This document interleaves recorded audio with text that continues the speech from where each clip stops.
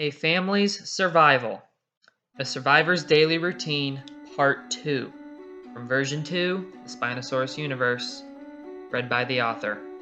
Be sure to go listen to A Survivor's Daily Routine, as this picks up immediately where it left off.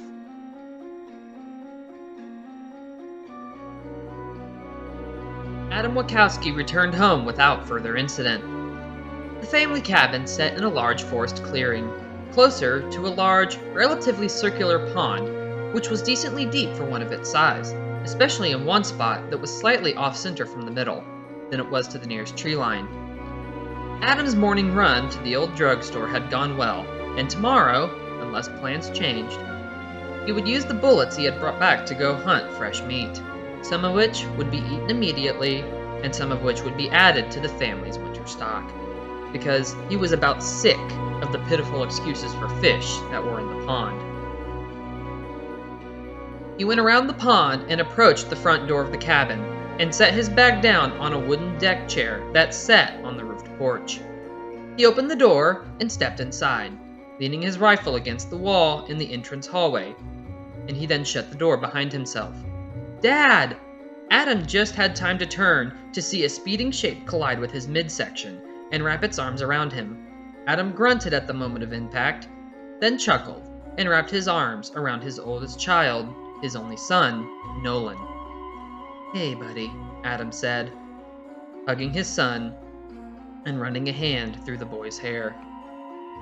He'd left before anyone other than his wife had been awake, and so he had not seen any of his children that day, nor had they seen him. Nolan looked like his father, whom he was very close to. Nolan had Adam's face and black hair, though his was not the unruly mess his father was known for having, but a much more straight, downward-flowing hair that was more like his mother's. Nolan was stout when he knew he needed to be, always willing to help out with things away from the house that needed an extra pair of hands or an extra set of eyes. Despite that, it wasn't uncommon for him to be scared by his own shadow. Adam knew that Nolan was a brave kid at heart, but his son had self-doubt about that fact, and during tense times was quick to panic. There was more than a few occasions when Nolan would have run away from a situation and made the issue worse if his father hadn't held him in place. Despite that, Adam had always known his son to come through in the end. Despite the fear he might feel in the moment of some event, in the end, Nolan would face any danger despite his terror if it was to protect someone in his family. Despite that, Adam felt the need to prepare Nolan more than he had already throughout his various survival lessons, and a good part of his focus had been on doing so. Unbeknownst to him, this had caused his other kids to feel as if they were sidelined or that they didn't have their father's confidence. Nolan and his father spent long summer hours together as Adam taught his boy the ways of the new world he'd grown up in, the one Adam had been forced to adapt to. Adam had hoped that those long lessons would help Nolan grow out of the shell of uncertainty and fear that had grown around him. But anytime things got tense, Adam could always see the boy struggling to hold himself together. It was that part of Nolan he wanted to see get swept away before he felt he could teach his other kids how to survive effectively. If need be, he felt that he was willing to put off teaching his other kids past the age he'd planned to start on if it meant making sure Nolan was ready. He had become so convinced of and focused on that he always picked Nolan out of his 3 kids when he needed help on nearly anything outside of the house, despite if his others spoke up offers. Nolan wasn't afraid of the world itself. He was afraid of what was in it. And perhaps he had less of a reason to be afraid of it than his father did. After all, Nolan had grown up knowing that world. Adam had been thrown into it unexpectedly. To Nolan, the world his father had grown up in, a world with cars, movie theaters, school, and worldwide connection through the internet, and no living dinosaurs, sounded like the most alien thing ever. He couldn't comprehend the world his father had spent in his youth, despite hearing about it many times. Despite that, he was afraid of it. even if he knew deep down he'd always be able to face it if needed. As of yet, his fear had never won out in a tense situation. Adam? A voice from the hall called. He smiled and looked up. Hi, honey, he said, stepping away from his son and wrapping his arms around his wife as she entered the hall. Adam and his wife had met in high school and been together ever since. A true case of high school sweethearts, if there ever was one. When she came with Adam to the cabin as the apocalypse was beginning, she thought the stay would only be for a few weeks. Though she had worked hard to make it a home for their family, once it had become clear the world would never go back to normal, she always felt deep down that there had to be a safer place somewhere. Her name was Kyalani, and she'd been feeling the urge to say so far more strongly than usual lately, for a very important reason, and felt that it would just take one more unexpected incident occurring for her to finally say something about it. It had been more than 10 years since she'd last brought up looking for anywhere else last. She was certain others had to be out there, perhaps not far away. By all accounts that she had gathered near the beginning of the apocalypse, most of the populace had survived initially. And while that number of survivors would certainly be much lower at the current time than it had been 2 decades prior, she still felt confident that the sheer number of people who'd survived meant that there had to be safe areas with large populations of people somewhere. In terms of appearances, Kailani looked younger than she was. Despite the constant stress that came with surviving in a post apocalyptic world, she could still pass for someone in their mid 30s. Meanwhile, Adam looked slightly more aged than he actually was. Kalani had blonde hair that ran down to just above her shoulders. She could also shoot just as well as Adam could, and was approving of the idea of her kids learning the hard truths of survival. But she had been reluctant at first, as any mother might have been, state of the world or not. As Adam embraced her, he kissed her on the lips, then on the cheek, and then took a deep breath of her flowing hair. Don't get frisky here, Kalani chuckled as he did, pulling back just a bit. Oh, what's wrong with a little frisk? Adam asked, kissing her on the neck before scooting back with a playful smile. He took her hand and placed his on her still relatively flat stomach. There was a sixth member of the Wachowski clan on their way. They were due for arrival in 5 months. The new baby was, in fact, the very important reason for Kalani's resurgent of old wishes for somewhere safer than their cabin. What's wrong? The eyes of one of our children are on us, Kalani said, lifting his hand away, trying to sound serious, despite also trying to keep laughter held back. That's what's wrong. He doesn't need to see frisking. For extreme measure, she also then pointed to her belly. And number 4 might be listening. Oh, fine, Adam said, pretending to pout for a second before then leaning forward. I'll save the rest of the frisking for later. Baby number 4 won't hear anything, he whispered, kissing his wife on the ear and neck again before walking out of the hallway. The fourth family member walked out of her bedroom as the group exited the hallway and entered the living room. Hi, Dad, the middle child, an eldest daughter, greeted. She then shot her brother her usual glare. Aside from feeling resentment towards her father for what she saw as him willfully ignoring her, she was jealous that Nolan got to learn all the ways of surviving, and she got nothing. Her father always immediately defaulted to saying she was still too young to go with him and Nolan. As a stubborn 12-year-old, she found that infuriating and hard to take, especially since Nolan had been properly introduced to it at roughly the same age she was currently. Yet, in his quest to help his son, Adam never took the time to see why she was always so ticked off, especially when her younger sister never threw a tantrum over anything. Katrina found that when she brought up that Nolan had been 12 when he was given his first real lesson as well, her father just seemed to not want to hear it, and it made Katrina very irritable. She felt like she was just going to explode one day, likely soon if things did not change. Hey, Katrina, Adam greeted. Katrina rolled her eyes and went back to her bedroom, shutting the door, having just come out to give her curt greeting as she always did when Adam returned home. Unlike her mother and younger sister, Katrina's hair was a curly mess, though, like her mother and sister, it was also a bright shade of blonde. She was also the only woman in the house who ever seemed to stay grumpy. Even Kalani had never been so short tempered, even when she was pregnant. Adam once joked that there was perhaps a genetic connection with the curly hair leading to grumpiness, since she had inherited it from his grumpy grandfather. Though Adam knew part of it was because she felt he didn't think she could handle herself in the outside world. He didn't think that was the case at all. He would teach her the ways of the world like he taught Nolan.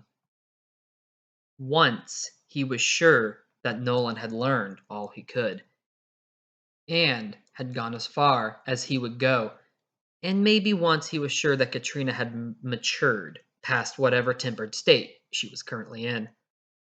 Adam never really understood that his lack of clear communication with his eldest daughter was what had sparked their division, despite what Kalani may have told him.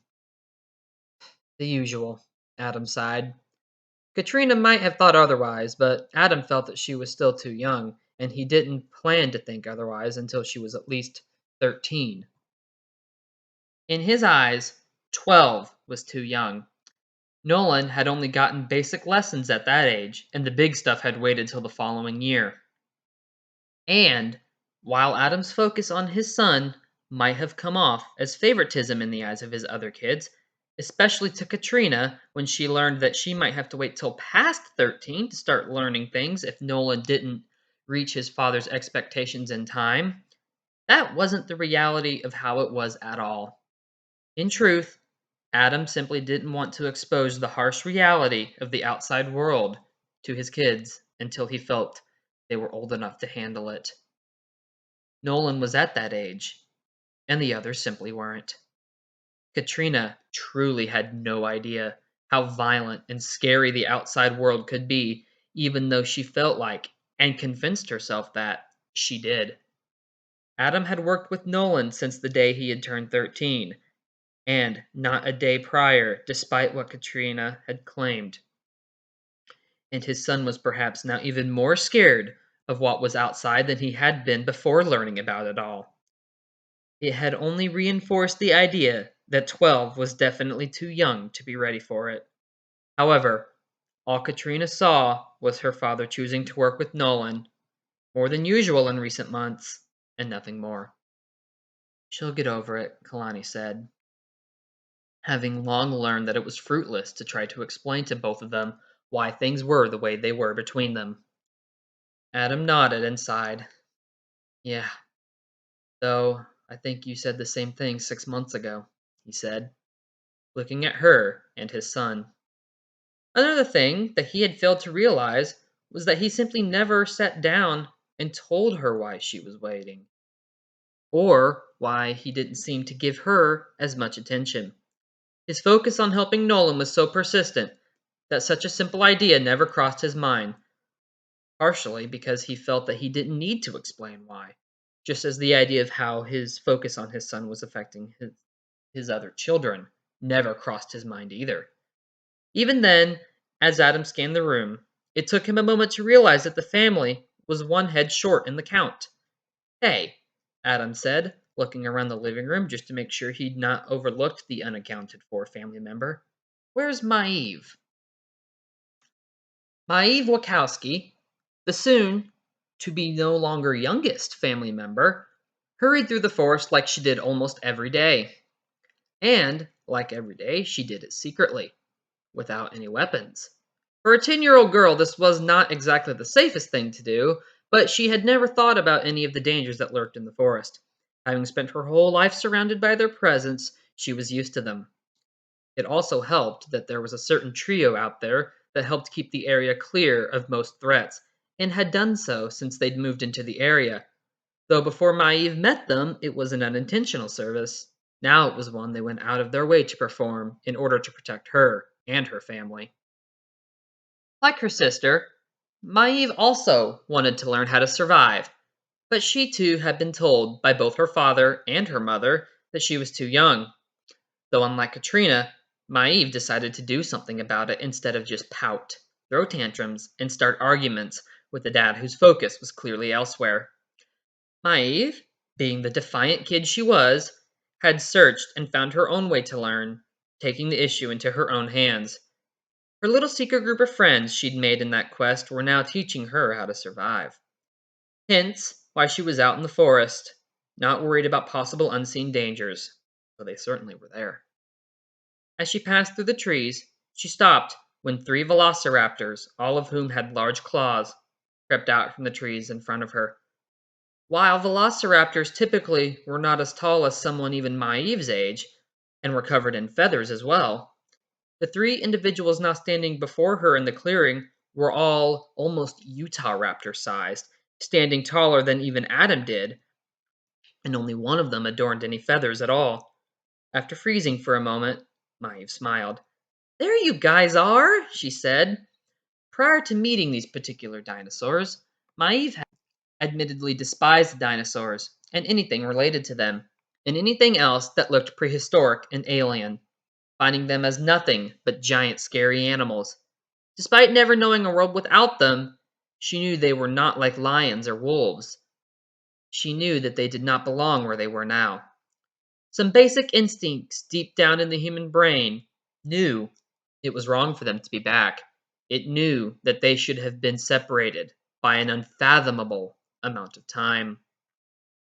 As she'd grown older, she'd stopped fearing them due to being around them constantly, but she had never taken any kind of liking to them until she happened to meet the trio of oversized Velociraptor Mongolianus individuals, now standing a few feet away from her. The leading raptor chittered softly. Their large size and varying physical differences when compared to others of their genus, not unusual for talking dinosaurs. The talking ones were always larger and different looking than the non talking ones. He, the leading raptor, was the pack's leader, and upon his chittering, the other two stopped behind him. The alpha of the pack was mostly purple in base, with dark blue patches and mild red underfelts, especially on the belly area, inner legs, and underarms. His name was Streak, which came from the blue coloring that streaked out from under the base of his arms, over his shoulders, and down his otherwise purple back and tail. He was reserved, more dignified than the other two in his pack, and had a serious demeanor about him that demanded respect, though he did have his softer side as well. He acted more stoic than he really was, and the members of his pack, and Maeve, knew it. Bard, Streak's brother, was perhaps the most eager, playful, and outgoing of the three, having been the one to meet Maeve first. It was a chance meeting while Maeve had been trying to teach herself how to survive on her own. When she first saw Bard, she thought that she was about to be eaten, but then he'd started happily talking to her instead. Generally, his claws were more put to use in snuggle sessions than they were put to use in hunting sessions when around her. The cuddling was something Streak pretended he disapproved of. Bard also was mostly purple in base, but he had the same streak patterns as Streak, only his was light green. He had no patches of color like Streak did, though. His claws were also black, unlike Streak's, whose were very dark gray. The third pack member, Gamma, had claws colored like Streak's as well. Bard was the curious type, who didn't always think things through fully, and liked to stick his nose in places it did not necessarily belong sometimes. Out of the three, Gamma, the only of the three who wasn't related to the others, was the most stand out, at least in terms of color. His main base was a dark, muddy, sand-like brown or tan, and running down his side, tail, neck, and the side of his head was a vividly bright orange stripe that went down each side of his body. He was the only three of the oversized raptors to have any feathers, having some long but not too numerous plumage on his arms, which started out behind the wrists and stopped at his shoulders, and a thick layer of feathers on his back and shoulders. Some also were on part of his neck, head, but they were not too numerous past the base of his neck. There were also patches of feathers of varying length on the upper half of his legs and thighs. His lower legs had an orange tinge to them, which grew stronger the closer to his feet you looked, and his claws were gray. Personality-wise, Gamma was in the middle between Streak and Bard's personalities, acting as an unintended middleman, or dinosaur, between his fellows' vastly different personalities. Maeve reached up and stroked Streak's purple nose. "You weren't at our usual meeting place," she said, referring to the place the pack slept at night. "And you thought it was a better idea to come and find us, rather than wait?" Streak asked. I, um, if we had been any other pack of raptors, our nesting area is always clear of other dinosaurs, but out here, that's not always a guarantee," Streak said. Maeve sighed and looked down. "Oh, lighten up, Streak. No matter what you say, you know that we keep this whole particular area of woods clear of threats. Whether her father is aware of it or not," Gamma said from behind the Alpha Raptor. "Is it really that shocking that she tends to just wander around?" Streak glanced back at his fellow and sighed. "Oh, you're right," he said, placing a claw under Maeve's chin and making her look up at him. "Sorry, kid. I didn't mean to raise my voice." He was cut off when Maeve flung against him in a giant hug. "Oh, Streak, you are a big softy," she giggled, hugging the raptor tightly. Bard and Gamma both chuckled behind Streak, making him groan softly. Anytime that Maeve exposed that fact, they never let him hear the end of it. With Streak's grumpy, protective moment over, Bard, whom Maeve had named after her favorite owl, bolted forward and seized the little girl in his claws.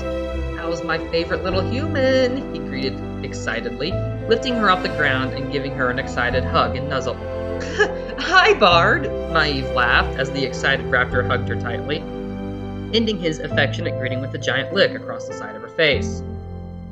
A few laughter-filled seconds later, Gamma also joined the snuggle fest that was occurring in the forest, which was consisting of affectionate licks and two hug-happy, oversized velociraptors that were acting more like oversized puppies rather than prehistoric killing machines. Streak just watched, pretending to be the stern alpha who was annoyed at the other two members of his pack when he really found the sight adorable. Maybe just a tad embarrassing as well. Does this really have to happen every time she visits us? "Are you all done yet?" Streak asked a little while later, after letting the three have their fun. Maeve now was sitting on the ground with a purring mass of tangled claws and limbs wrapped around her that was the other two raptors. "Oh, come on, Streak. You know we're cuddlers," Bard protested. "Not biters." "You're both embarrassments," Streak replied with an annoyed huff. "She didn't come all the way out here just to snuggle with you two." Maeve shrugged. "I'm okay with this," she said, hugging Gamma's head as if he were a typical household pet, which he allowed. Streak sighed. "Kid, you wanted us to teach you how to survive on your own. We can't really do that with you snuggling two of my packmates," he explained. "How about we do that, then you guys can do whatever you want," he offered. Maeve stared at him and then sighed. "All right," she said, standing up and brushing herself off. Bard and Gamma also jumped back onto their feet as Maeve smiled at the Alpha Raptor. "I'm ready then," she said. "Then let's take a walk," Streak replied, his no-nonsense manner returning as he re-established order to what had been a chagrining situation. "I think you two easily forget that we are exceptions to the norm, and that most dinosaurs, and a lot of other things, out here would love to just tear you to pieces if they got their claws on you," Streak said as they walked through the forest. He paused at the bank of a creek and looked down at Maeve. "I don't want to see that ever happen. So, you need to learn how to avoid being detected. Most importantly, how to hide your scent from predators." He bent down and scooped some mud off the side of the creek in his clawed hand, and gently, though he didn't ask first, smeared it across Maeve's face. Like that, he said. Hey! She sputtered when the surprise wore off, spitting out part of a twig that had gotten into her mouth. Mud works best, Streak said as if he hadn't heard her. It covers your scent completely and leaves you hidden.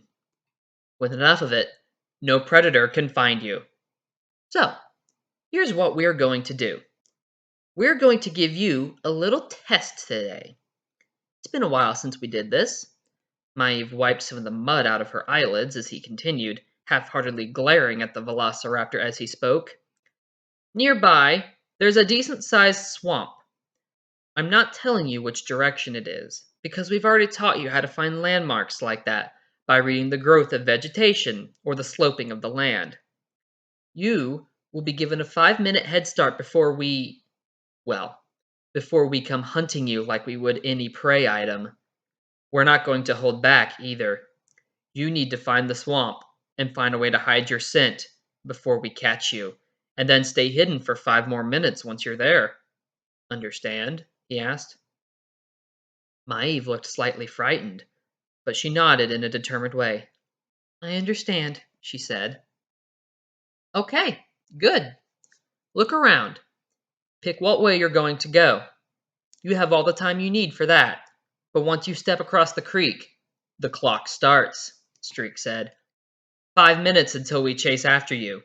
Your second 5 minutes don't start until you find the swamp. If you even do. You won't hurt me if you catch me, right? Maeve asked after a moment. No. But again, we're not going to hold back. If one of us catches you, we'll pounce on you and pin you down on the ground, like anything else we hunt, to make sure the message really sinks in. Streak replied, taking a step back, silently telling Maeve that the time for talking was done, and she now had to start thinking. Taking a deep breath, Maeve turned away from the 3 raptors and began scanning the trees on the opposite bank, trying to pick what way she was going to go. She knew she had to make the right choice on her first guess, or she'd definitely be caught. Her hands grew sweaty as the pressure of the challenge sunk in.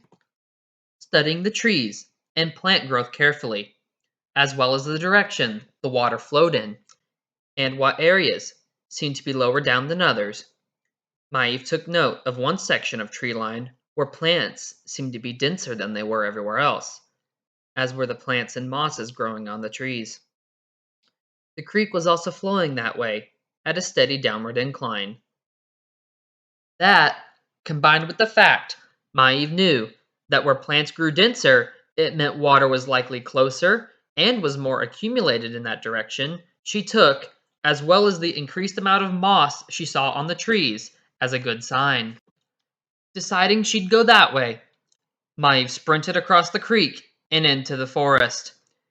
She heard Gamma calling out an encouraging, "Good luck, kid!" And then she was on her own, sprinting through the forest and brush, hoping she'd chosen the right direction. Maeve shoved her way through the thick forest, feeling some barbs and sticks leaving slight cuts as she shoved through them. She was leaving a trail so plain that the pack wouldn't even have to use their noses to follow her. Not that it mattered, because her jacket, which was the same bright red in color as her father's vest was, offered no help in terms of camouflage. The pack would probably be able to find her by sight, even if she left no trail anyway because of it. Suddenly, her leg gave out, and she tripped, falling face first onto the leaves. Groaning, she rolled over and saw her foot was caught in a long, tangled vine that sprawled across the ground. A distant roar, followed by a series of chattering barks, told her that her velociraptor friends were now hunting her down. Though she knew they wouldn't hurt her, if they did catch her, Streak would most definitely at least make the part of pinning her down on the ground very realistic. He'd made that perfectly clear. She began fumbling with the vine, trying to get it untangled, and actually managed to avoid being caught for once.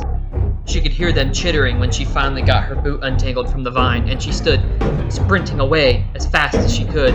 They most definitely could hear her, but that didn't matter. They had her scent, so they'd be on her in seconds anyway. If they hadn't already seen her because of her jacket. She had to hope that she'd picked the right direction to run in, and she could reach the swamp before they caught her if she had. She found that she had picked the right direction to run in. The swamp appeared so suddenly before her that Maeve almost fell into it. She stumbled and fell to her knees in the water when the ground suddenly dropped away as she pushed out of the trees. Getting up, she sloshed into the marsh, searching for a good spot to cover herself and hunker down. She could hear the raptors coming again and knew they'd catch her if she was being so picky. So she just dropped into the water and began lathering her skin and clothes with thick, almost gray colored, stinking mud. Once she was completely coated, she sank down into some shallow water, sinking into the mud slightly, and laid in some reeds, waiting. The raptor pack rushed from the trees not even a second later, and they charged out into the swamp, splashing as they went. They paused about 10 steps away and began sniffing the air while Maeve watched, staying completely still. She hoped she'd put enough mud on herself to stay hidden. Her tracks disappear here, Streak said, half chittering. Spread out and look around, he said. Bard and Gamma walked off to the left and right, but Maeve saw Streak was still walking generally towards her.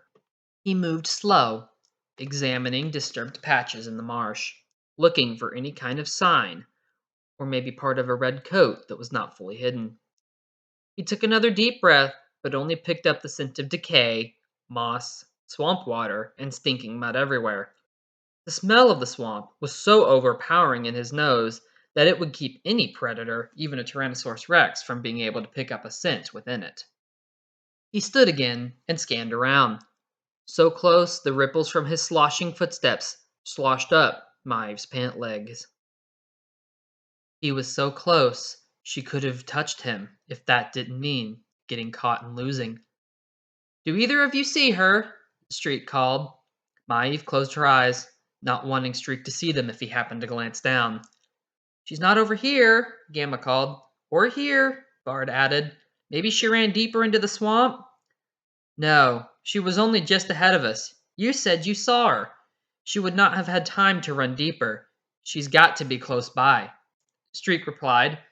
He glanced around again, eyeing the reeds for signs of movement not caused by the wind. Maeve stayed still and hopeful. Maybe for once she'd actually pull it off and not get caught by the hungry pack.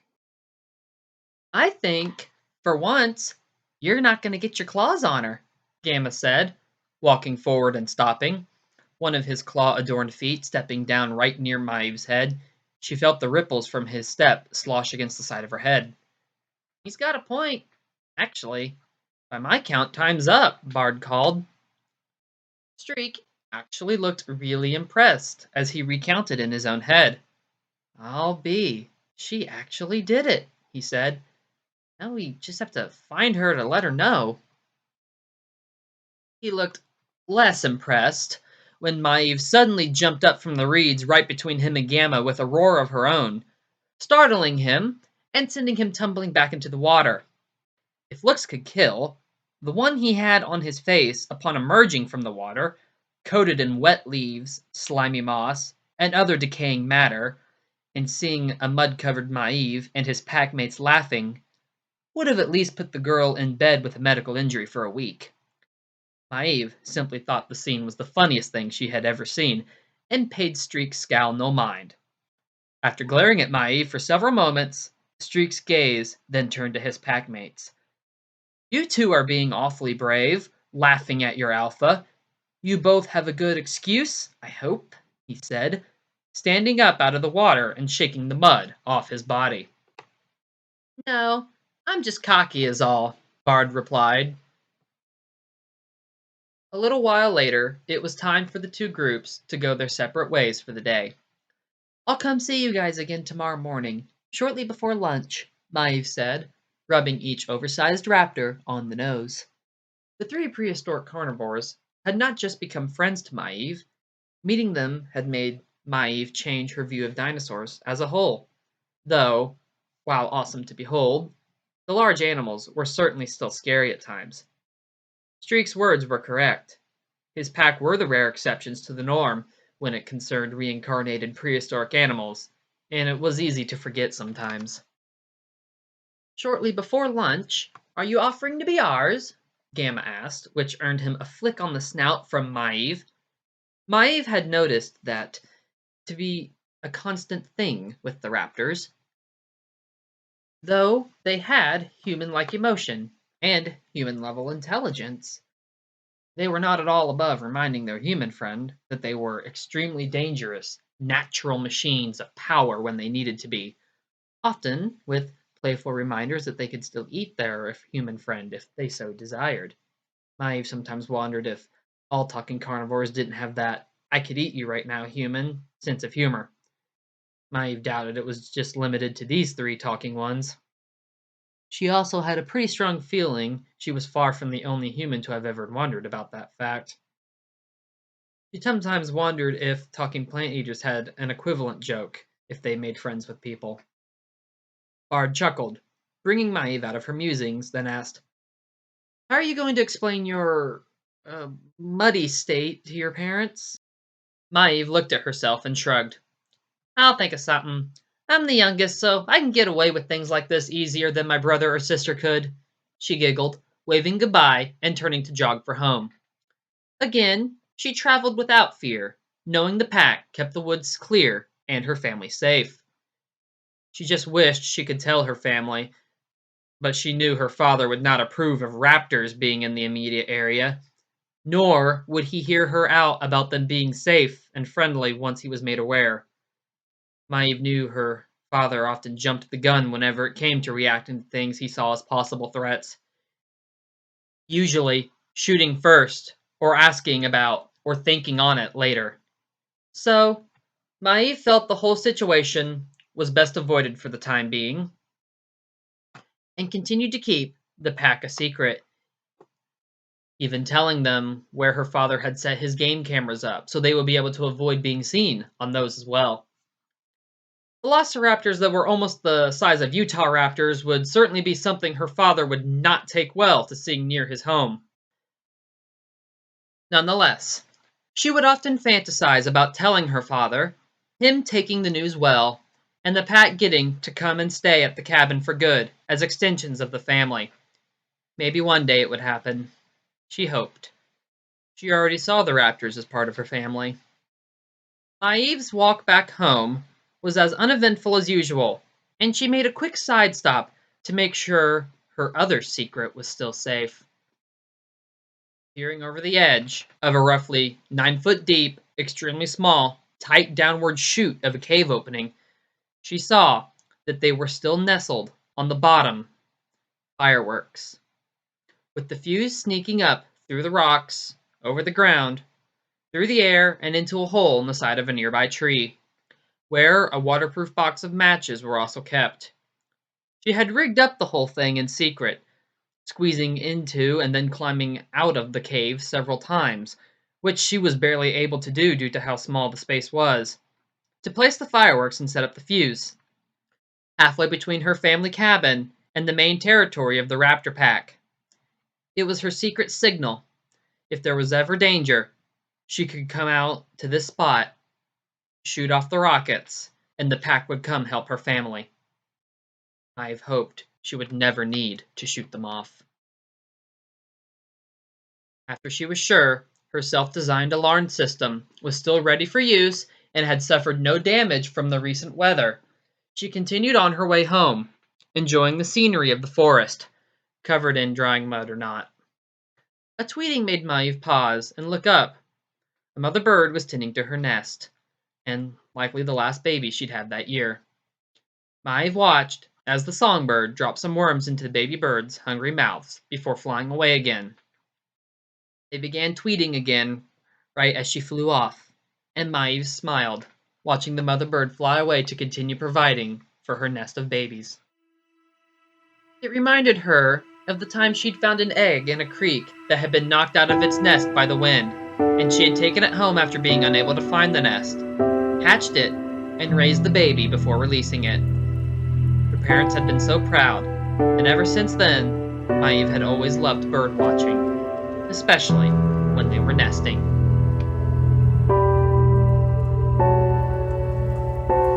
She emerged from the tree line on the opposite side of the pond from the family home less than half an hour later. Maeve walked around the pond and up to the front door. She opened it, and her mother gasped. "What on earth happened to you? You're a mess!" Maeve shrugged.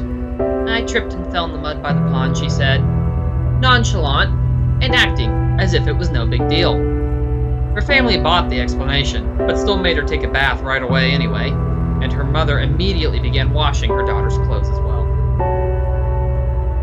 Dinner that night was more less than undesirable fish. The dining room was illuminated by lanterns, and the sounds of forks and knives clinking on plates accompanied the dancing firelight. The family ate in silence. There were no wonderful or humorous conversations being shared. Those were rare occurrences of late in the family household, and had been since the family had unintentionally become estranged from one another. Throughout the last few months especially, the Wachowskis always seemed to be ticked off or worried about something or someone, and that brought the collective moods of everyone down. The kids seemed to be ticked off at one another often by the catalyst of how Adam was focusing on Nolan. Katrina especially was ticked at him and Adam. Maeve was less affected by the animosity since she'd started secretly meeting with the Raptors, but remained quiet during meals.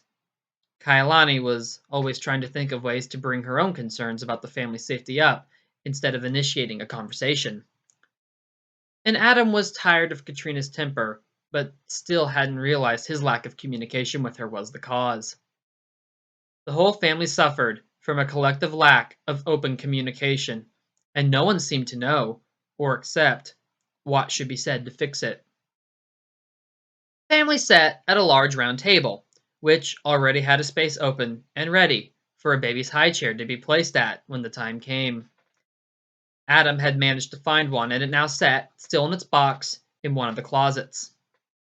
Adam picked up his napkin when he'd finished most of his fish, being the first to finally break the silence. "You guys should have seen this weird dinosaur I saw today," he said, wiping off his mouth. Kalani lowered her glass. "What was it?" she asked. Adam shrugged. "I don't know," he said, picking up his fork and taking another bite of fish. "I've never seen anything like it. The thing had gills. Have you ever heard of a dinosaur having gills?" "Like a fish?" Kalani asked, keeping the question short since she knew Adam could be rather long-winded when he had something he wanted to say. Adam nodded. "Yeah, it crawled out of the lake like some urban legend lake monster. It had all this armor all over its body and had these weird teeth. They were arranged in a single row on the upper and bottom parts of its mouth, like a pair of scissors.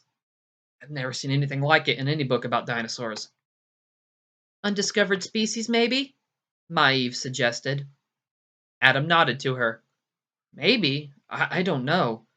The closest thing I can say it resembled is a Utah raptor, at least in body shape. It didn't have any feathers either, but it did have something like quills on the back of its head. I don't even know how something like that would evolve in nature." "What happened to it?" Kalani then asked, looking slightly frightened. Adam placed a reassuring hand on her arm. "Whatever it looked like it had gotten into a nasty fight, probably under the water somewhere if I had to guess. Something took a big chunk out of its neck. It was clearly suffering, likely dying, so I shot it right in the head and put it out of its misery." "And where was this at again?" Kalani asked urgently. "The big lake a few miles from here, not our pond," Adam explained. Kalani nodded, then faced the kids. "Kids, you are not to go out sneaking out to see it. You understand me? I don't care how wild it sounds, there might be others in the water out there." "She's right," Adam affirmed. "I can't imagine what else might have been able to take a bite like that out of that thing while it was underwater." "You sure it wasn't a risottis or large prehistoric crocodile bite?" Maeve asked. Adam nodded. "Yeah, the bite shape didn't match any animal we've ever seen in the lake. Again, don't worry about it. You're probably right, and it was just some odd species lost to time. Some weird Maybe Jurassic era dinosaur that wasn't around for too long. Just nature playing around with designs or something. There were a lot of really weird animals throughout prehistory, so I'm sure that there were some lost oddball dinosaurs. It was inevitable that we would probably see some that didn't make it into the fossil record. We probably already have many times and just didn't realize.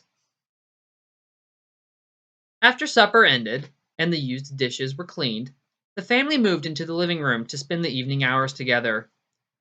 It was rather silent in the evenings at the Wachowski cabin. Adam was reading an old scientific book about dinosaurs he had recently found.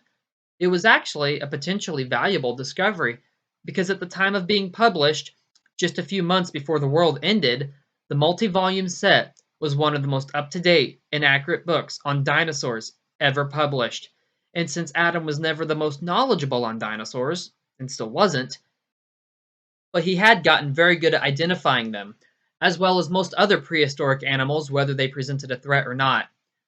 So he was giving the book series a full study, especially the section on how large carnivores tracked their prey. He was also keeping an eye out for the small chance the dinosaur he'd seen was in the book somewhere, or in one of its subsequent volumes, about other prehistoric life forms from all eras. Kalani sat next to him and was knitting new socks, little green ones, for the upcoming baby. Nolan and Maeve were playing an old board game they'd gotten from one of the hall closets, and Katrina was pretending to read in sulky silence. The fact no one was paying attention made her keep doing it to try and get a reaction from someone. Nolan rolled the dice for his move as Maeve drew a card from the draw pile. The sound of the dice and the turning pages of Adam's book were the only sounds. Lanterns illuminated the room in soft yellow glow. There was a sudden crash outside, like something had knocked a barrel full of farm equipment over and spilled the contents out in a tangled mess on the ground. Adam jumped to his feet and silently waved for someone to douse the flames on the lanterns illuminating the living room. As the lights were dimmed, one by one, Adam slowly crept to the window and peered cautiously out from a sideways angle, his body tense and ready to react.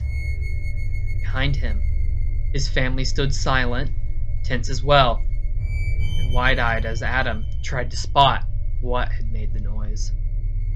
Trina watched him, her wide and frightened gaze, then turning to her brother after a moment, and he looked back, clearly just as scared.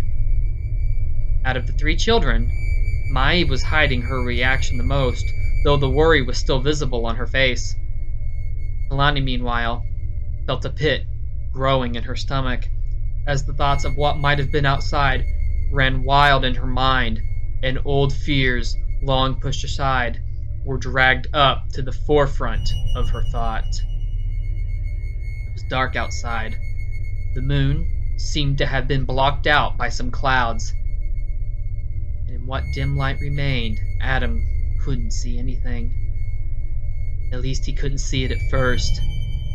A large head, with visible large teeth, suddenly filled the window from off to the left, and Adam quickly, but silently, slid back out of sight right as it did. He put his finger to his lips and motioned his family to stay still as the window was fogged over by the warm breath passing out of the partially open jaws.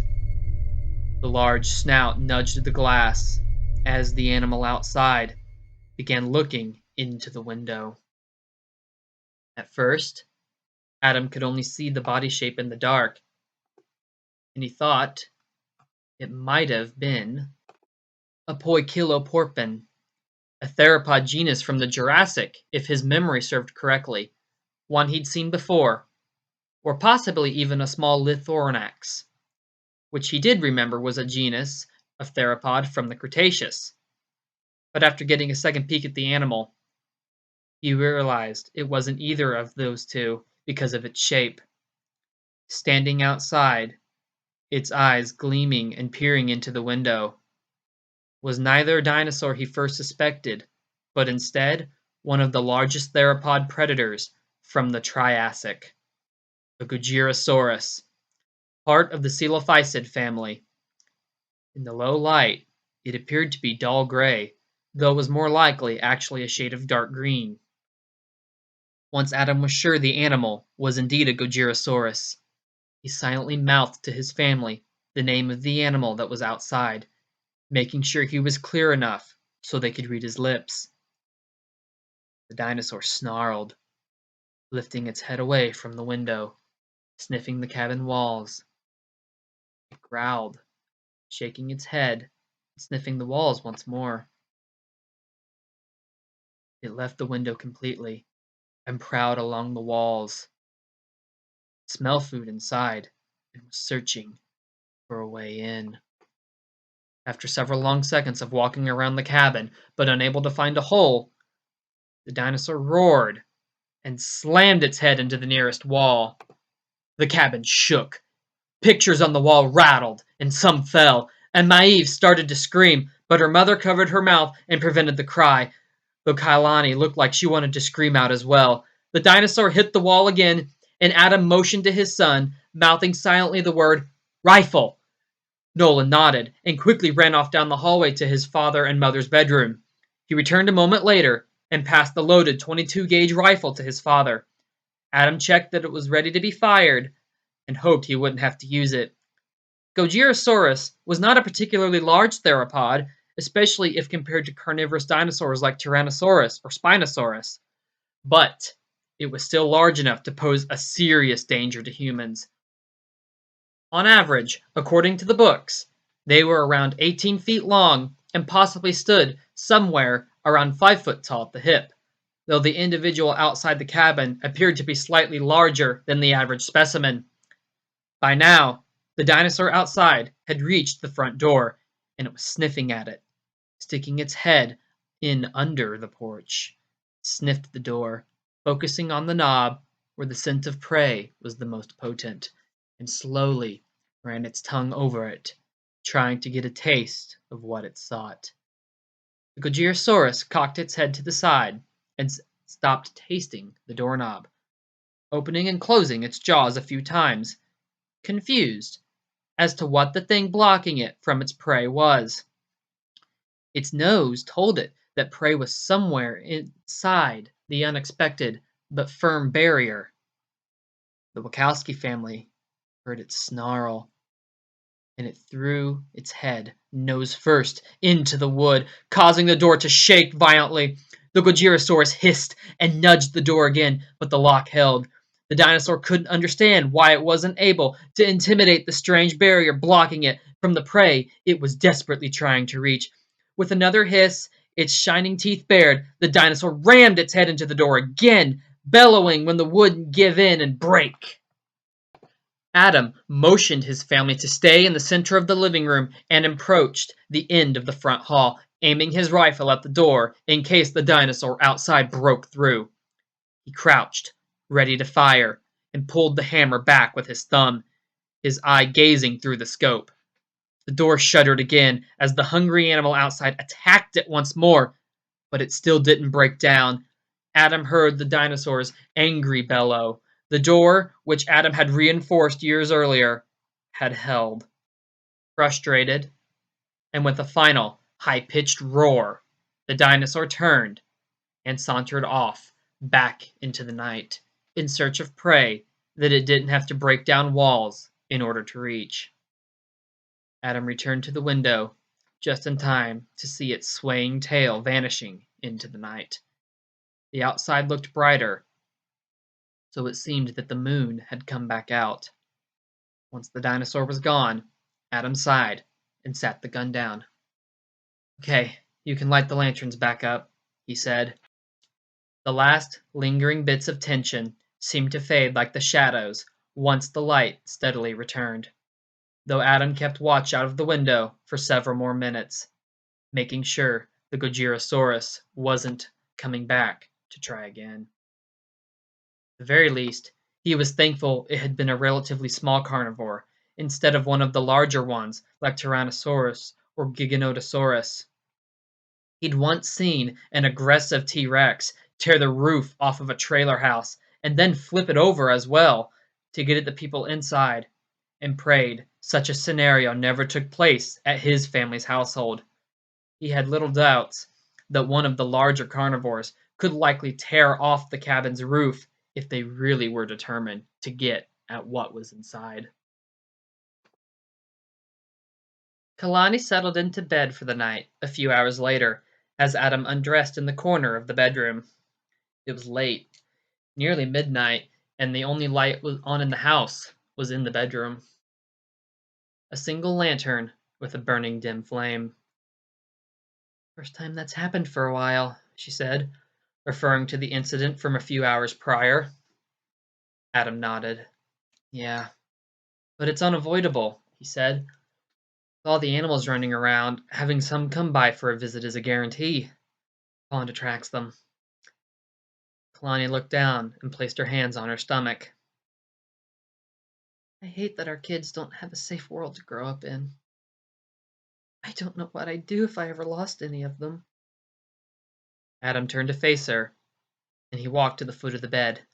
Hey, don't think about that. We have a good place here. It's isolated, mostly self-sustaining, and safer than most places. But there is water, which will inevitably attract some animals, which will pick up our scents. You know that, and it's nothing we haven't handled before. And we've been lucky as well that it's never been any of the larger ones out there. But luck runs out eventually. Eventually, it will be one of the larger ones. That's also unavoidable. And it doesn't even have to be one of the large animals to be a danger. A pack of determined large raptors could get in here easily if they wanted to, or something we know and have seen before. Do you remember the night the house got swarmed by that troop of Dinopithecus, which were also attracted to the pond? Because I do, and I still have nightmares about it 15 years later.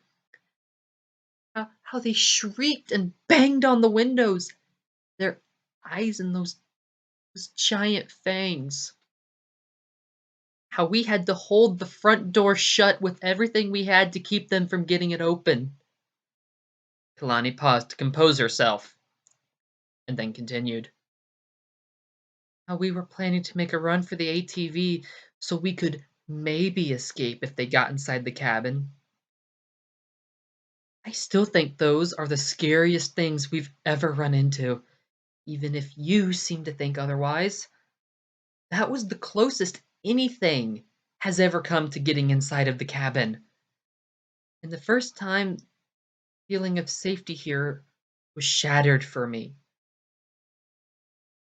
They'd gotten inside, I don't think we'd be alive. Just like if a raptor pack ever got into the cabin. Oh, I'd rather be hunted by one of those than a troop of Dinopithecus. And they're out there. Animals like what we saw tonight are out there. And what if they had been the ones to come back tonight? Maybe that troop is long gone, as you seem to think, or maybe they're still living up in those nearby hills and will one day pass this way again. Kalani, Adam, there has to be someplace better out there somewhere. There has to be other survivors who are actually making something like what we used to have. Kalani protested, her hand going to her eyes as she wiped some of the forming tears away as her composure weakened. All the while, words she couldn't stop continuously spilled out of her as she began pleading a case she'd been building within her head. Being pregnant again has really made me think about this stuff a lot lately. And what happened tonight was just the thing that finally made me say it. There's too many dangerous things around here for our kids to have real lives. I want them to have a place they can be kids in. I don't want to have to worry every time they walk out that front door. Something happening to one of them is the only thing I find scarier than Dinopithecus. If there was ever an animal that Kalani felt was the biggest threat to her children's safety, it was that species. One might first think of the big theropod carnivores instead, but after experiencing such an attack of such ferocity from something much smaller, Kalani disagreed. The big theropods were dangerous, but smaller species, like the apes, closer to man size, could get you in places the large animals couldn't reach. I know. I've looked. Honey, I've searched for years. As far as I've seen, there's nothing out there. Years ago, I thought maybe I'd seen something to indicate people were living across the lake somewhere, but I haven't seen any signs for a decade. If they were there, I think they're gone. And the lake is so big, it would take far too long to hike around it and check for the effort to be practical, especially if there is nothing over there, Adam replied. I think you hoping for something like the old world being out there is just a far-fetched idea. I don't know. Rather, I don't believe something like that can exist in this world. It can't just be us! Please, Adam, just look again, Kalani begged. I love this house. I do. I made it my home. We made it our home, despite every challenge. But our children will never be truly safe here. We're surrounded by forests and hills and a lake. We can never be sure about what's hiding in them. No matter how many cameras you put up, we'll never really know. What if there was a city that was walled off somewhere, or a town that was fortified? Even something as basic as a school people made a life in. With no dinosaurs or freakishly large baboons hiding behind every tree. Just think about how good for the kids, all of them, that type of place would be. With the new little one on the way, it's really made me realize all over again that we're not safe here. Not really. This place is not safe. Adam looked at her for a few seconds, but nodded, sighing in resignation and understanding. Once we get more food stocked up, I'll go out on another proper exploration to see what I can see. Maybe I can even find an old boat and see what's across the lake. Just remember that in this world, no matter what I find out there, there is nowhere that is truly safe. Don't fool yourself into thinking a utopia exists. They didn't exist before the apocalypse, and they don't exist now. There's just places that aren't as dangerous as others. He paused, and then added after thinking for a few seconds. Tomorrow, I'll hike some of the roads that head east. Haven't been out that way in years since all of our stockpiles are to the west of here. I'll go that way and try to find signs of there being other people somewhere nearby. Good ones, not bad ones, he promised, hoping to appease her stresses, though he was not too optimistic on finding anyone. The last time he'd seen any traces of people, a little over 10 years ago, was while at the top of a tall hill deep in the forest. He saw something flying near the horizon that caught his eye. He pulled his binoculars out and saw the object in the sky were a series of helicopters carrying what looked like a Spinosaurus strapped underneath them in a harness. They were so far away, Adam couldn't hear them, and he just watched them continue on their way. He'd never seen them again, and he still had no idea who the people flying them were or where they were taking a Spinosaurus to wherever they were going, or why. It was just as confusing then as it was to Adam now. He didn't expect to find anything near as dramatic the next day. At most, maybe signs of horses moving through or wagon tracks on one of the roads that were in better condition. Kalani sat up and kissed him. Thank you, she said, knowing it would have to be enough for the time being, reaching over and dousing the lantern flame. She kissed him again and then said, You really need to shave. I thought about bringing a razor home from the store. I just didn't think it was necessary. It's necessary.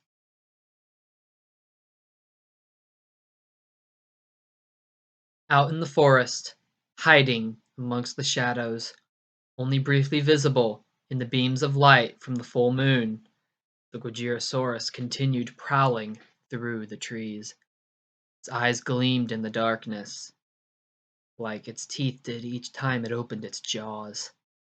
It snarled, pausing to sniff the night air, but it found no traces of prey. After scanning the empty forest for signs of life, the frustrated carnivore lifted its head and roared at the sky. To an observer watching from the right position, its teeth would have appeared silhouetted against the untouchable moon the large dinosaur was unleashing its frustration at. The dark forest for miles around was filled with its frustrated wail, a sound that had vanished for over 200 million years, and one that was now back and echoing through the forests like it did in the Triassic. A sound that was like a ghost from a bygone age making its presence known. It soon faded, and the moonlight bathed the forest again as it fell into silence, and the frustrated Gojirasaurus continued its search for food. High above, the moon, glowing bright, watched in silence, just as it had watched the dinosaurs from long gone past bygone ages rise and fall millions of years before, like it watched animals before and after them come and go, as it had watched all life to ever exist on Earth through every era it ever existed rise, dominate, and vanish. It watched entire eras go by and ecosystems become distant memories, as it always had and as it always would. The moon remained a silent observer in the sky, a sight that all animals to ever live on the earth got to see and wonder at, itself a ghost of Earth's past as much as the reborn prehistoric animals were.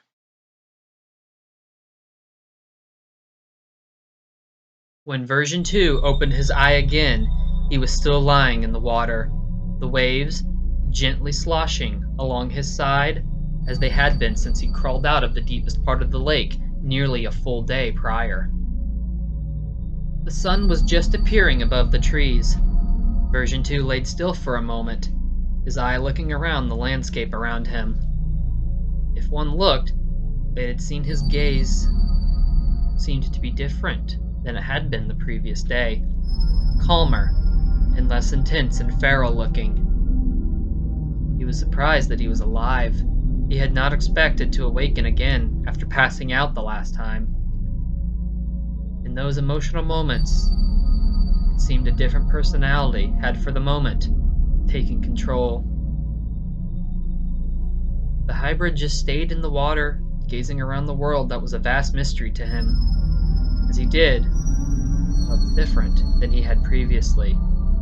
Like his gaze, he was calmer, clearer-headed, though all of that faded as the delight of still being alive began to wear off and the thoughts about his situation and his state of healing sank slowly in, as did the memory of the humans shooting him and everything the true patriots had said to brainwash him, the brainwashing that had left him a living husk, that made him into a violent, mentally unstable monster. All of that came slamming back, and his gaze suddenly returned to how it had been previously, feral and insane. The true patriots, the group who had created version 2, had been a group of extreme fanatic idealists who had resorted to carrying out terrorist attacks against communities of survivors they saw as enemies. Communities that had united and beaten their community in a war 10 years prior. A group appropriately named the United Communities, who were not the aggressors in the conflict and only fought back as a means of defense. The true patriots, named as such because they saw themselves as true representatives of what their people, who simply called themselves the patriots, should have been, formed when like-minded people who never got over the loss came together covertly. Their initial talks became a movement that was spearheaded by individuals who had wanted to undo the defeat they'd been dealt, mostly former leaders who had been forced out of power when the war was lost. A group of scientists, who for the most part shared the views of the true patriots, working in a still fully operational lab in the heart of the city the true patriots called home, had then created a total of 5 hybrid dinosaurs as part of their mission to achieve their goal. 4 animals they could use as weapons. Each had a unique design to assist them in combat. However, things had not gone as planned. Despite trying for years to make the animals submit through force, version 1, 000001, the predecessor to version 2, which had been created years before any of the other hybrids, had resisted and gone rogue, escaping its creator's clutches in the process. Version 1 had been born with a sibling, but that individual had been killed during the time before its sibling managed to escape, a mercy kill from its own brother that it had requested to be carried out. Version 2, 000002, though planned for a long time, had been rapidly pushed through production and created with the single idea of being superior to version 1 in every way, of being a fix to the mistake of the first hybrid. The true patriots only worked towards that goal, blinded by supportive groupthink, even when the design they created became impractical and overly complex at times. They nonetheless continued only with the idea of outdoing their work on version 1 and every day.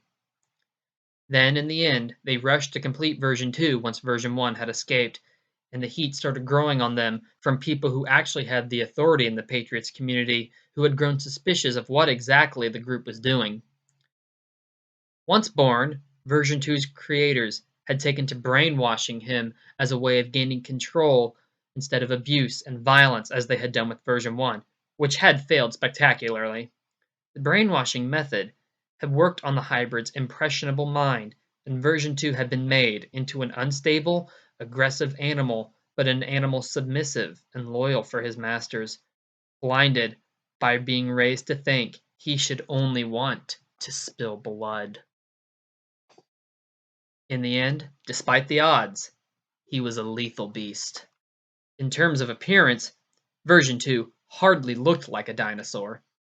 He looked like nothing that could evolve in nature through natural means. His looks screamed that he was unnatural, that he was designed by people who had likely lost their grip a little bit, and that he was designed specifically to outdo something else's abilities.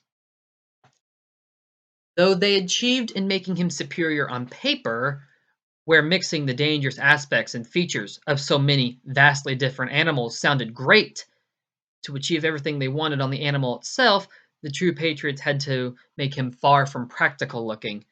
In fact, his creators had likely mixed too many animals into him in their obsession to make him better than his predecessor, because he was rather over the top looking, though that didn't mean he wasn't dangerous. Along his back, shoulders, and skull was a thick layer of armor, the same armor found on the placoderm class of armored prehistoric fish. Specifically, the armor on version 2 came from the Dunkleosteus. Along the ridge of his spine grew a series of spikes made from the same armored material, which looked like painful growths emerging from the back-plated armor instead of naturally growing spikes, such as the ones found on some species related to Stegosaurus. Version 2's arms were long, enough that he could comfortably walk on all fours as easily as he could on his hind legs. On his neck were gills, and since he also had a nose, this allowed him to breathe both out of and underwater. Between each toe on both of his feet was webbing, which only increased his swimming abilities. And on his inner toe of each foot were the recognizable, large, killing claws of a Utah raptor. In his mouth were the large teeth of an ancient shark-like species. Growing at the end of his tail were 3 rows of the same thagomizers one could find on a Stegosaurus. And, though it couldn't be seen, version 2 had the ability to unhinge his jaw, and he saw the world through infrared vision, traits that came from the Titanoboa properties that were mixed into his genetic code. There were also a few other aspects about him that carried over from the snake as well. He looked nothing like version 1, whose design was far more practical and looked more like a dinosaur due to having been carefully planned out over years. In truth, the over-the-top design version 2 did have reflected just how crazed and frantic the true Patriot had become when designing and creating him. So many completely different animals could hardly be mixed together and their outcome still be something that wasn't over the top or overcompensation for a past error. Both of the third generation hybrids, developed separately and concurrently with version 2, also had much simpler and more practical designs. Though they were still different from version 1 and 2 dramatically. However, the true Patriots hadn't cared what version 2 looked like. They saw seemingly outdoing the failure of version 1 in every way as a success, no matter what the hybrid actually looked like. They just wanted to create something dangerous and saw their overcompensation as success. As for the other two hybrids the True Patriots created, version 3 and version 3A, 000003 and 000003A, they had been kept in cages outside of the True Patriots camp prior to the attack against the town they saw as the head of the United Communities, proving to be unexpectedly resistant to brainwashing as well. Then one night, a few days before the big attack, they had escaped, and version 2 did not know what their current fate was. He hadn't cared either. His masters had told him to only focus on the coming bloodshed he would carry out when they attacked their enemies and what he would do in a future battle with version 1 if they ever crossed paths. That coming attack against the communities of survivors that had beat the Patriots in the war hadn't gone as expected either, for version 2 barely escaped while the true Patriots were all killed. Version 2 hadn't escaped the battle unharmed. Version 1, who had allied himself with the communities against the true Patriots, had bitten a large chunk out of version 2's neck during their fight, and had taken out one of his eyes as well, with a swing from its own spike-adorned tail, a feature version 2 also had, though it hadn't allowed him to do similar damage during their fight. Version 2's neck wound had closed by the time he'd awakened, and was no longer oozing blood, but it was still raw and very sore. But also like version 1, version 2 had the ability to heal rapidly from injuries and shrug off extreme pain. Version 2 didn't know or care how it worked. All he had overheard once was some of the true Patriots commenting on how he was designed to rapidly regenerate and heal from injuries, but version 2 didn't pay attention to what they said unless they were ordering him to kill something. But there was no one to control him now. The true Patriots were all dead, and 000001 had nearly killed him during their battle on the streets of the community. But 000001 had failed, and now version 2 was unleashed on an unsuspecting and unprepared world. Version 2 snarled and, still in pain, sore everywhere, began to push himself to his feet. His first attempt failed when his arms gave out and he tumbled back into the water with a splash. He growled and tried again, this time stumbling to his feet. He stood on all fours, somewhat like how a Post-apocalyptic stood, until he caught his balance. Then he slowly raised onto his two back legs. He shook the water off his soaked body and began taking unsteady steps out of the lake, onto land, and into the forest. He could smell the scent of the human who had tried to kill him yesterday. He didn't follow it yet. For now, version 2 was only focused on recovering from his injuries. Then he would go after the human. The old insane gaze, the unstable gleam was back in his glowing solid yellow eye. Any chance of seeing the world from a new perspective was lost with the return of the effects of the brainwashing he was subjected to, and his mind became more focused. The desire to kill he was raised to think he wanted returned, overpowering the calm thoughts that filled his mind upon his awakening, burying them deep once again, with no chance of taking root. Upon waking, version two's true personality had come out and nearly was able to take over, but it had been stopped by a slamming mental door by the brainwashed personality and cast down into being a dormant observer once again. Buried by the damage left by the true patriots in his mind was a personality that was more mentally stable, neutral, one that could be reasoned with, and even friendly. One that had realized it was more than an unthinking programmed creature, only knowing for reasons it didn't understand that it just wanted to kill. The true personality that had developed within an unstable and brainwashed mind subconsciously knew it was something more, something better than what it had been forced to become. It was buried too deep, as was the realizations it had come to, all shackled and dominated by the sadistic, unstable, bloodthirsty personality left by the brainwashing to take control. The controlling mindset that the true patriots had programmed into version 2 since he had hatched, the one that offered no mercy, was the one that remained to control, and the hybrid's true self remained only able to watch from the depths of his subconscious. Though he might have been brainwashed into believing he should only want to spill blood, he wasn't rendered single-minded on that focus. Version 2 was as smart as any of the other talking variants of reborn prehistoric creatures. He was nearly as smart as any human. Version 2 lifted his head and roared at the sky.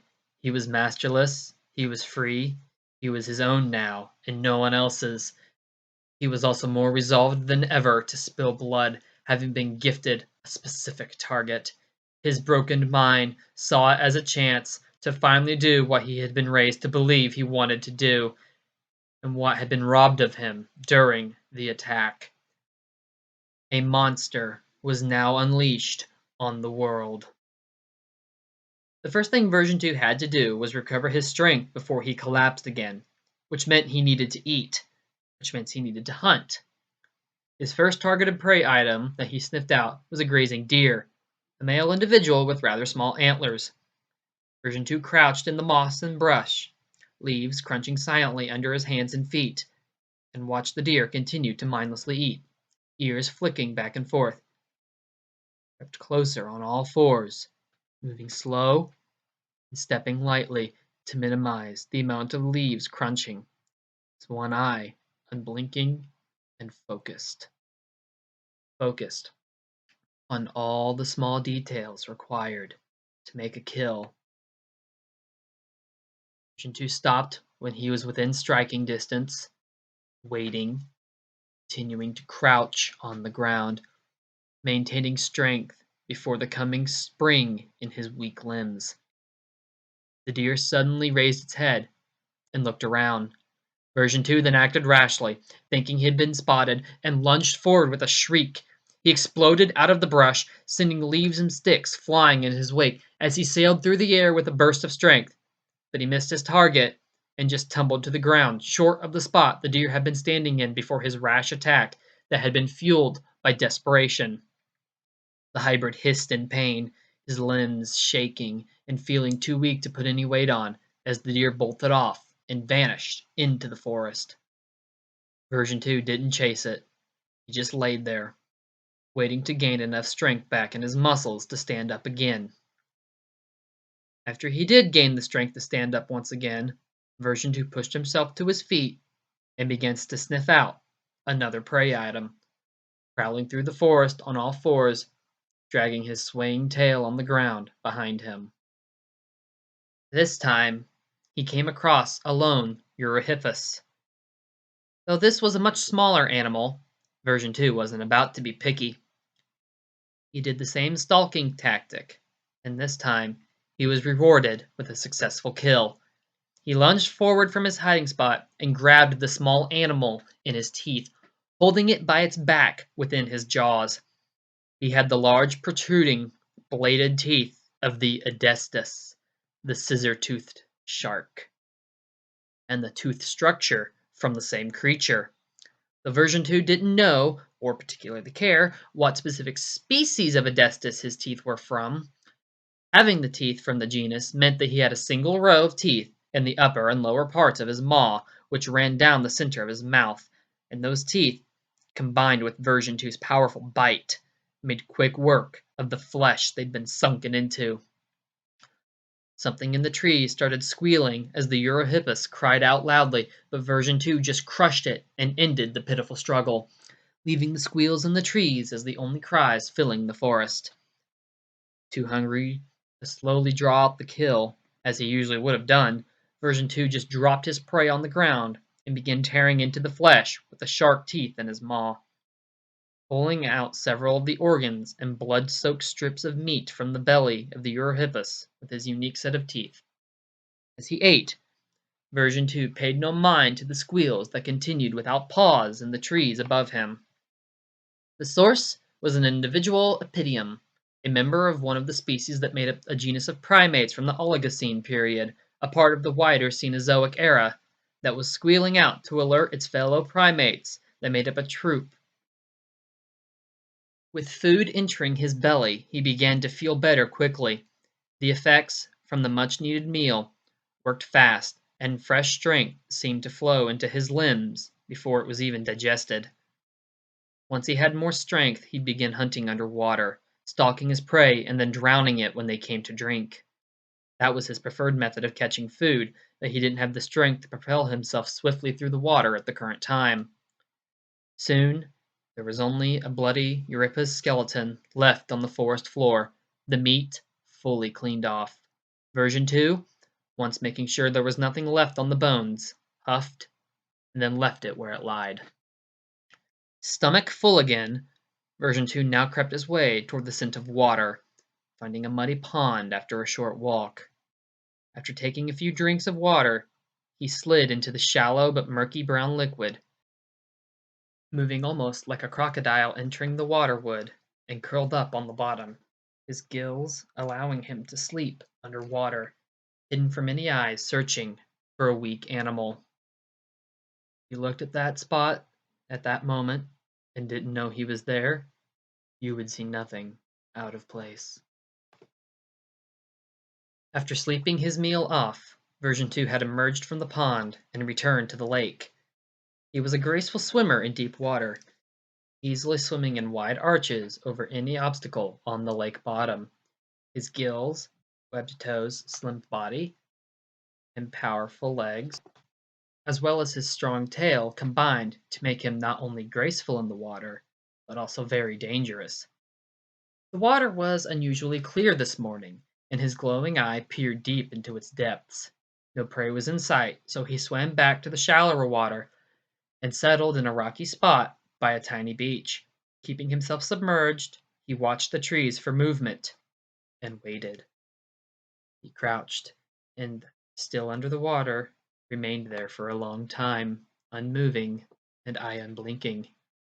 His patience was rewarded when a large shape finally emerged from the tree line. Version 2 partially opened his jaws. He'd been hoping for a deer at most, but the shape approaching was much larger than a deer, and it would be much more filling.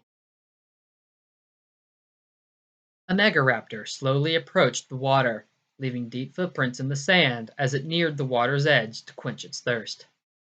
It had been trying to take care of its hunger as well, but all it had found that morning had been a very defensive herd of grazing Therizinosaurus. Despite carefully stalking them and waiting for an opportunity to strike a vulnerable member, it had not been rewarded for its efforts with food. All it had received to reward its morning efforts was a painful wound on its side. The slash was received from a well-aimed swipe of one of the three large claws from one of the herbivores once it had crept too close for their comfort. The wound the claws left consisted of 3 red gash marks, which were easily visible through the dinosaur's brown feathers. Unable to get food there, the Megaraptor had turned its attention to thirst instead. It now paused just short of the water, its large hand claws, which were small compared to the ones on the Therizinosaurus, tracing on the sand, head cocked slightly to the side as it looked around.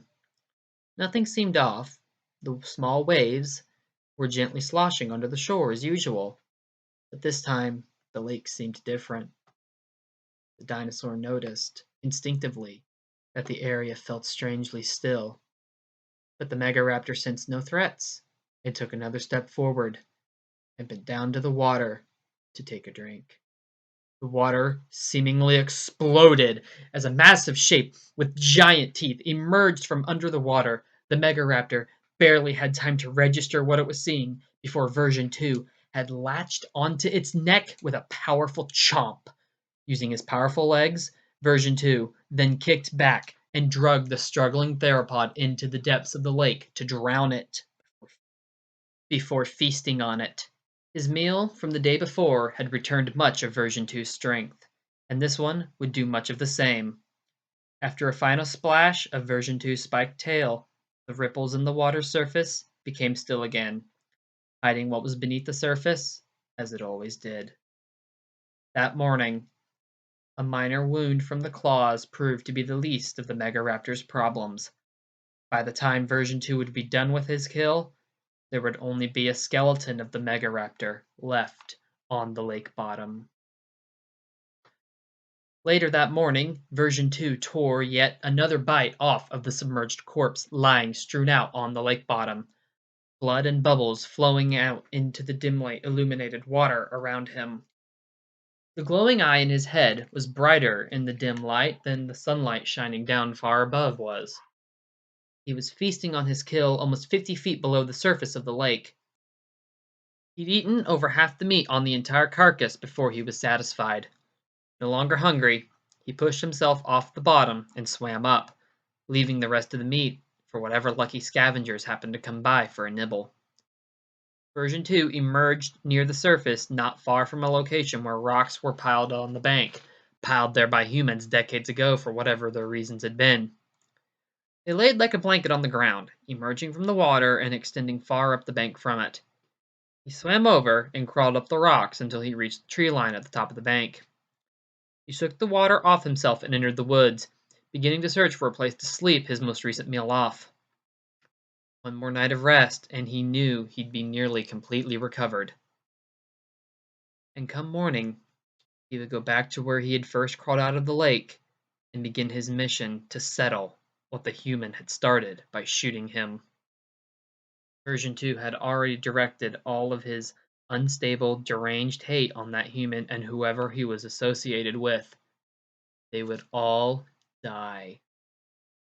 Version 2 felt the traces of a smile on his face as he imagined all the things he would do to however many humans he would soon be finding. Speaking of humans, Version 2 caught wind of a scent he immediately recognized on his way to find a sleeping place. It wasn't the one who had shot him, but there was a lone human nearby, likely living off the lake and the resources it provided. Version 2 hissed, deciding it would be fun to play a little game with them. As he had heard a true patriot say once, it was the neighborly thing to do. Why not play with this new neighbor just for a little bit? Version 2 followed his nose to the campsite, which was not far from the water. It was located just outside of it. There was a camper set up in a clearing, near a long, broken down truck that had flat, rotting tires. The camper was not too long, a little over 30 feet at the most likely, with a single slide out on the side opposite of the two doors. Scanning the scene, version 2 stalked out of the trees and crept closer, his nose telling him where he would find his prey. He dropped onto all fours and approached. As he prowled through the campsite, version 2 glanced from side to side, taking notice of what other possessions the lone survivor living in the spot had scattered about. A few old lawn chairs were seated around a still smoking fire ring. There was a shelter the person had built with split firewood stacked underneath it. An axe was leaning up against one of the walls. There was also a trail at the other side of the campsite that likely led down to the lake after passing through some brush.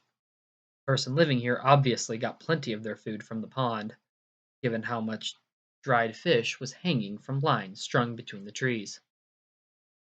Even if he was hungry, version 2 wouldn't have stolen the easy food. He still would go for the live prey that would scream. Always the prey that meant he could spill blood. He wasn't hungry though, so there was even less of a reason for him to steal the easy-to-reach food. If he had decided to spend a few days stalking the person before killing them, then he would have taken the food as a way to plant the first seeds of unease. But version 2 was going to save that for the human who shot him. He had plenty of games in mind for that person and whoever they were affiliated with. Growling, sniffing the air, he finally approached the camper. He walked up alongside it, tracing his finger claws down the side, continuing to sniff the air in order to try and pinpoint where the human inside was. The survivor inside didn't know what jarred him from his sleep on the dinette bed, but something made him open his eyes. A sixth sense that was speaking to him urgently, though he was not sure why exactly. The feeling put him on edge, though, because it was a feeling that he didn't get often. He had lived out there, far from many groups of people, on his own for several years without incident, ever since he had deserted the Patriots in the time following their mad war with the United Communities, which he had never supported or wanted to participate in. After so much time of only minor dangers, having the feeling he now felt was alarming. After focusing for a few seconds, the former Patriot soldier realized he'd hear something snorting and growling outside. A moving shadow on the opposite wall from him made him realize there was a dinosaur sniffing just outside. The shape of the shadow was unmistakable as a dinosaur, possibly some large raptor with a longer than average snout, or other similarly shaped theropod. There was a long, double window along the wall that the man was sleeping against, and he scooted against the wall under it as tightly as he could, trying to stay out of sight as the shadow moved in front of the window and peered inside. He heard it letting out a chittering growl. He then could hear its breath colliding with the glass, fogging it up slightly. The former Patriot soldier had never felt so afraid as he did then, knowing that the thing outside was mere inches away and only separated from him by thin glass and flimsy walls that weren't much thicker. After several long seconds, throughout which the man struggled to stay silent and still, while tightly pressing himself against the small space of the camper's thin wall under the window that allowed him to just remain out of sight, the shadow moved away from the window, and the shape was gone, appearing to have left. After waiting for several seconds, the former soldier decided that the dinosaur was gone and sat up to look out of the window and see where it went. And he made direct eye contact with it. Version 2 was still right outside. He'd only taken a step back, so his shadow would no longer be plastered on the wall. He snorted, fogging the window up again as he stared at his frozen prey. We stared at each other for a moment, neither making any moves. Then, with a shriek, Version 2 lunged forward and smashed his head through the glass. The window frame bent inward and Version 2 snapped his jaws at the man, who rolled off the folded-down bed and onto the floor with a scream. Version 2 thrashed, trying to get further inside. When he was unable to, he roared as loudly as he could, jaws wide open, saliva flying off his teeth. The man, who thought the roar sounded horrifyingly, unnaturally vicious and deranged, stood up as the dinosaur pulled its head out from the window. Version 2 took a step back and evaluated the camper. Then, he walked up to it again and grabbed its underside and pulled up with all the strength in his arms, legs, and back. The first time, he only managed to jostle the camper. It stayed on its wheels, and the jack supporting it stayed firm. But on the second try, using all of his strength, Version 2 managed to lift the thing off the ground, and with a shove, he rolled it onto its side with a series of crashes and shattering glass, causing the slide out, which the camper landed on, to be forcefully pushed back inside as everything and everyone inside the camper went flying. The survivor inside struck his head on one of the reclining chairs that were located on the slide out, opposite of the folded down bed he'd been napping on. As his head was spinning, Version 2 climbed up onto the camper's side.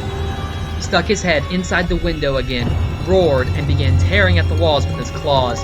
He leaned back up, standing on all fours, looking down through the broken glass. After pausing for a moment to reassess his frenzied attack, he reached his arm inside, clawing at the man, who was crawling on the wall-turned floor, searching for his rifle in the mess of stuff that was scattered all over. The man stayed just out of reach of his claws, so Version 2 pulled his arm back out of the camper and stuck his head inside the window again, snapping his jaws, but he still couldn't reach his prey. He let out another deranged roar that then turned into a maddened shriek of frustration. He pulled his head out of the window again and looked then over at the door. Standing, he took the single step needed and stood over it. He grabbed the latch with the tips of his long finger claws and pulled, but the door was locked. The latch proved stronger than anticipated, possibly having been reinforced by the man living in the camper. So Version 2 stepped back over to the window, growling at the man, who, unable to find his gun, looked up and screamed in pure terror as Version 2 again shoved his head inside and roared at him. After another long, loud shriek that sent saliva droplets flying and showed off every one of his terrifying bladed set of teeth.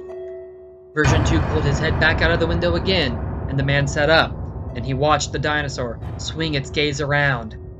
Version 2 eyed the camper, and then slammed his head down onto the wall, though it only cracked and caved in very slightly. He then tried the unshattered portion of the window, but he still couldn't get inside the gap after breaking through, and after snapping his jaws a few more times, he pulled his head back out of the window once more.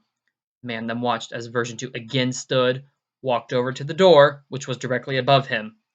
He watched as the dinosaur stood there, above, its silhouette visible through the opaque glass in the window. Version 2 regarded the door, and then dropped back onto all fours, examining the door's window. He knew it wouldn't be as strong as the surprisingly resilient lock. So, with a snarl, he reared back and slammed his nose into the glass, sending it crashing down into the camper. Pulling his snout back out of the window frame, he reached an arm inside, through the busted screen of the inner door, and felt around the spot where the main door's lock latched. The man in the camper could only watch as, using a single long claw, Version 2 found the locking latch and slowly, with a gentle flick of his claw, flipped it. There was an audible click. Version 2 stood and threw his head back, roaring at the sky before looking back down at the now unlocked door. The survivor inside the camper could again only scream as Version 2 opened the door and leaned down inside the much wider opening, using his arms to keep from falling inside. Version 2 sank his Adestus teeth into the man's leg, his tail swinging back and forth in excitement at being seconds away from the hard-earned kill. Crushing the man's leg instantly, the hybrid dragged the rest of him out of the camper and began tearing into his body and neck with his teeth, crushing bone after bone and ripping muscle after muscle with ease. The man could only scream until the screams turned to gurgles, and then those turned to silence. Version 2 lifted his gore-covered prize out of the overturned camper. He wasn't particularly hungry, but he still indulged himself in the tastiest parts of his prey's body. Perhaps it was fitting, though Version 2 didn't know it, the name of the Adestus, the shark genus his teeth originated from, meant to devour. After he was done with his prize, Version 2 just walked away and left the rest of the corpse that he didn't eat there on the ground to rot or be eaten by some scavenger that might happen along. Day passed, and night came again, as it always did. A very satisfied Version 2 was again returning to the lake to spend the night. He had decided to bed down under the water again, in the shallow spot between the rocks where he had caught the Megaraptor. Though some of his more severe wounds left by 000001 still had yet to fully heal, He was more or less recovered from their battle and back in his prime. 000001 was also likely either fully healed or very close to fully healed by this time as well. Version 2 realized, but he found he didn't care. All his mind was focused on was the human who had shot him while he was at his weakest.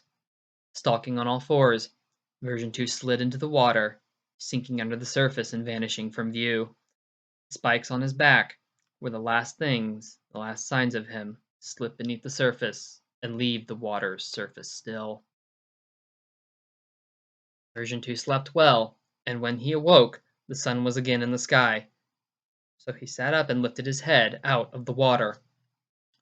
Taking a deep breath of air through his nose again for the first time in hours, he snarled softly, deeply satisfied that he had not only survived, but recovered. He stood, and a tiny part of him wished he could go hunt down Version 1 and finish their conflict now that he was strong again. But he knew that the community would know he escaped and would be watching for him. Better to just stay clear of them. Even his murderous, revenge-lusting mind knew that, and focus his intention on his current target, which again fully consumed his mind. He was recovered, fully healed, and again a creature to be feared. But beyond all of that, Version 2 knew he was ready to go after the human who had tried to kill him for one other reason. That morning, he was not only finally healed from his wounds fully, but he opened a fully regenerated glowing eye in the socket that had previously been empty. That was one further upgrade he had in comparison to Version 1. While he could not grow a whole lost limb back, he could grow eyes back if they were damaged. The true patriots had felt it was not wise to risk an animal created for combat to be able to be permanently blinded. For Version 2, first step in going after the human would be to go back to the beach he had washed up on and where he had been shot. From there, he would be able to pick up the human scent and track him to his home. He gazed around, snarling softly, as he thought with sick delight about what was coming.